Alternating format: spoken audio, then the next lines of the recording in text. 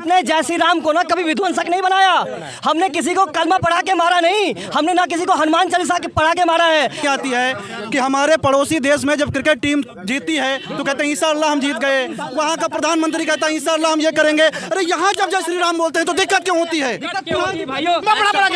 हम अपना कलावा निकालते हैं, कलावा निकाले तिलक न लगाए, ये लोग यही चाहते हैं। हमें कलमा मतलब है ये देश के लोग नहीं है, ये पाकिस्तान के लोग हैं। एक मिनट भैया, एक मुद्दे पे आते हैं, मुद्दे को डिरेल मत करें। कश्मीर गए आप? नहीं गए, मैं नहीं गए ना। आपने पाकिस्तान और भारत की सरहद देखी? नहीं देखी है। नहीं देखी ना। नहीं देखी। आप पत्रकार हैं, आपने कभी नक्शा उठा के पढ़ा?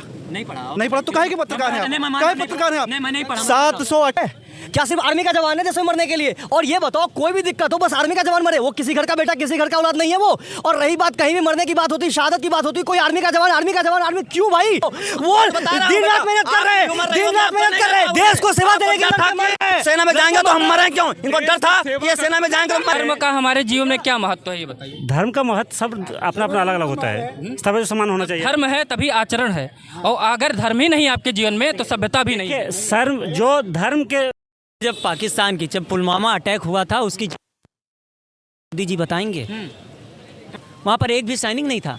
20 मिनट वहाँ सैनिक नहीं पहुँचती। आप यहाँ पे इतने लोग खड़े, कितने सैनिक खड़े?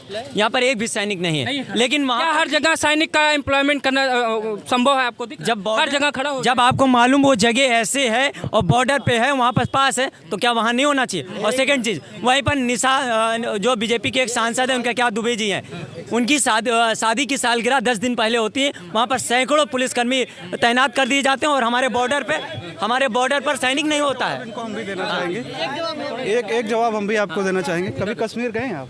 नहीं गए, मैं नहीं गए ना। आपने पाकिस्तान और भारत की सरहद देखी? नहीं देखी है। नहीं देखी ना। नहीं देखी। आप पत्रकार हैं, आपने कभी नक्शा उठा के पढ़ा? नहीं पढ़ा। नहीं पढ़ा तो काहे के पत्रकार हैं आप? काहे पत्रकार हैं आप? मैं नहीं पढ़ा। 718 किलोमीटर की सरहद है, पहाड़ हैं, झाड़ियां हैं, जंगल है। 100 मीटर की दूरी पर एक जवान दूसरे 100 मीटर की दूरी पे खड़ा है, ठीक है ना। अगर सारे सैनिक लगाए जाएं 718 किलोमीटर की दूरी में, तो 100 मीटर की दूरी पर सैनिक आएगा, 100 मीटर की दूरी पे आएगा। तो क्या 100 मीटर के बीच से रात में चोरी छुपे से नहीं निकला जा सकता है?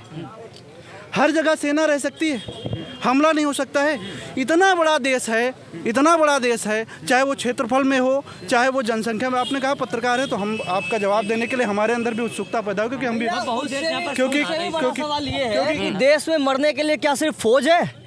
क्या सिर्फ आर्मी का जवान है जिसमें मरने के लिए? और ये बताओ कोई भी दिक्कत हो बस आर्मी का जवान मरे, वो किसी घर का बेटा किसी घर का औलाद नहीं है वो। और रही बात कहीं भी मरने की बात होती, शहादत की बात होती, कोई आर्मी का जवान क्यों भाई?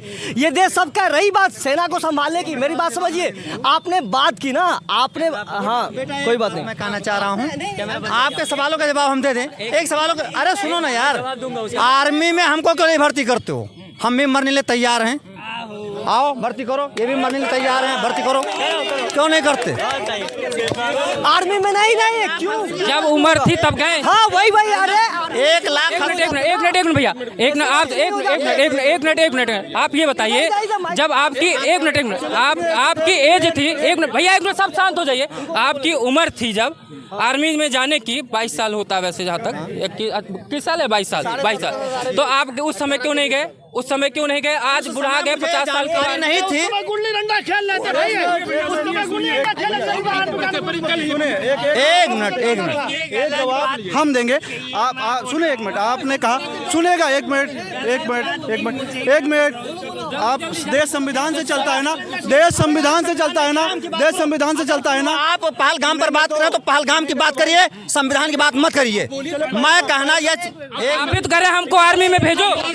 आप लोग ने सवाल उठाया, इसलिए मेरा अरे यार पहले बात सुनो। पहले तो यहाँ 18 साल के बच्चे, मेरी उम्र 52 साल की हो गई, मैं लड़ रही। देखो मेरे पास खुद का असला है।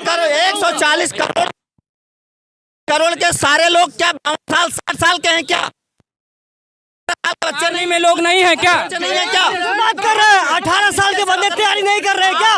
अग्निवीर आर्मी, इंडियन आर्मी की ओपन भर्ती को बदल कर अग्निवीर को तुमने ला दिया क्या? यहाँ लगातार क्या एक गांव का लड़का जो ग्राउंड पे सुबह शाम दौड़ रहा है ना चाचा, आप वहाँ जाके देखो, वो दिन रात मेहनत कर रहे हैं, दिन रात मेहनत कर रहे हैं, देश को सेवा देने के लिए। सेना में जाएंगे तो हम मरें क्यों? इनको डर था कि ये सेना में जाएंगे तो मरेंगे। अरे मरने का डर नहीं, शहादत का चोला पहन कर इस मातृभूमि आदेश मिलेगा, हम लोग अपना अपना शस्त्र लेकर जाएंगे, लड़ाई करने देते हैं, हमारा टैक्स से मिलता है। एक मिनट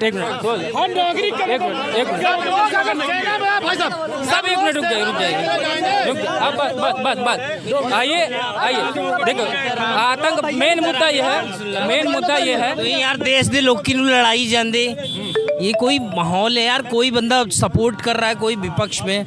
मैं कह रहा हूँ एक ये आतंकवादी घटना है जो देश में कोई पहली बार तो हुई नहीं है, तो लोग इतना क्यों सरप्राइज हो रहे हैं? मैं बताता हूँ भैया, इससे बढ़िया कि देखो कभी जब सरप्राइज इसलिए हो रहे हैं कि ये पहली बार ऐसी आतंकी घटना है जो धर्म पूछ के मारी गई गोली, इसलिए लोग ये लोग विरोधी मानसिकता के लोग हैं। सुनिए, ये धर्म वाले का पसंद कलमा पढ़ा के, अरे हम अपना कलावा निकाल दें, कलावा निकाले तिलक ना लगाए, ये लोग यही चाहते हैं।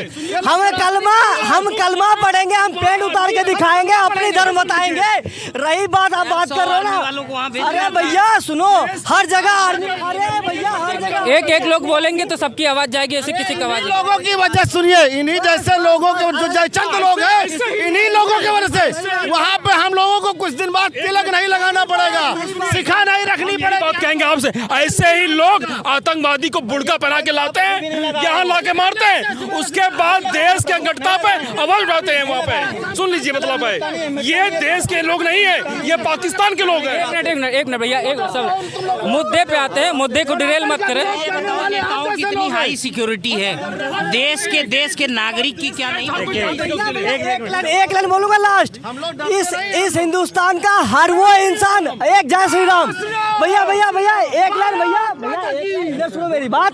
इस देश का हर एक इंसान चूतिया है जो भारतीय सेना और उसमें जाने वाले लड़कों पे आवाज उठा रहा है। मेरी बात मान लो, चूती है वो, चूती रहो। सुर में है, बच्चा तक है कि हमको अगर मौका मिल जाए तो हम पाकिस्तान को जाए, और आज हमारे देश के प्रधानमंत्री पर आवाज उठ रहा है। इतना दुर्भाग्य तो मैं पाकिस्तान में नहीं देखा।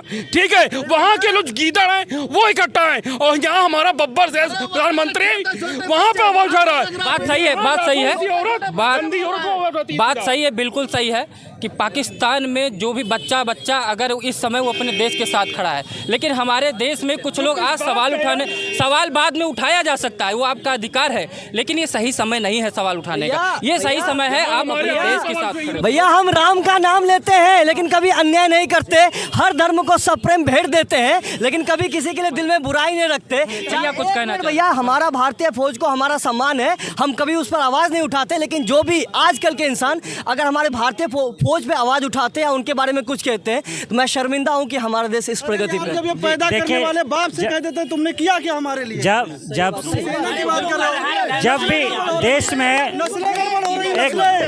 जब भी देश में कोई राज्य में चुनाव आता है तो ये जो मुद्दे होते हैं तेज हो जाती है। आतंकवाद की हो गया या घुसपैठियों की हो गया या बांग्लादेशियों की हो गया, पाकिस्तानियों की बात होती है।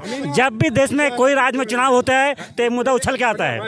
देश की सेना का तरफ एक तरफ होता है, राजनीति एक तरफ होता है। राजनीति को सेना की तरफ से नहीं जुड़ना चाहिए, समझे ना, अलग अलग पार्ट होता है। देश जब चलता है उसकी आर्थिक व्यवस्था जय श्री राम के नारा से या फिर हम दूसरे धर्म के नारे से उसको अपोजिट नहीं चलता है। देश की आर्थिक स्थिति जब मजबूत होती है सरकार उस पर काम करना चाहिए। जब राजनेता का काम है राजनीति करना, सेना काम है देश का रक्षा करना, इंक्लूड नहीं होना चाहिए। जब कोई अच्छा काम हो तो नेता का क्रेडिट खुद लेते हैं। धर्म का हमारे जीवन में क्या महत्व है ये बताइए? धर्म का महत्व सब अपना अपना अलग अलग होता है, सब समान होना चाहिए। धर्म है तभी आचरण है, और अगर धर्म ही नहीं आपके जीवन में तो सभ्यता भी नहीं है। सर जो धर्म के रक्षक हैं वो यदि राजनेता में आ जाते हैं या फिर रक्षा में आ जाते हैं तो इस तरह का मिश्रण होता है। कहा गया कि धर्म की रक्षा करने वाला एक राजनेता नहीं हो सकता। देखिए हमने अपने जय श्री राम को चाचा जी ताऊ जी सुनो, हमने अपने जय श्री राम को ना कभी विध्वंसक नहीं बनाया। हमने किसी को कलमा पढ़ा के मारा नहीं, हमने ना किसी को हनुमान चालीसा पढ़ा के मारा है। हमने अपने धर्म को हमेशा आगे रखा है और आगे बढ़ाया है इंसानियत के तौर पे। हमारा धर्म इंसानियत सिखाया है, ना किसी को मारना ना किसी को हार्ट करना। करना। एक बात समझ में नहीं आती है कि हमारे पड़ोसी देश में जब क्रिकेट टीम जीतती है तो कहते हैं इंशाअल्लाह हम जीत गए, वहाँ का प्रधानमंत्री कहता है इंशाअल्लाह हम ये करेंगे। अरे यहाँ जब जय श्री राम बोलते हैं तो दिक्कत क्यों होती है?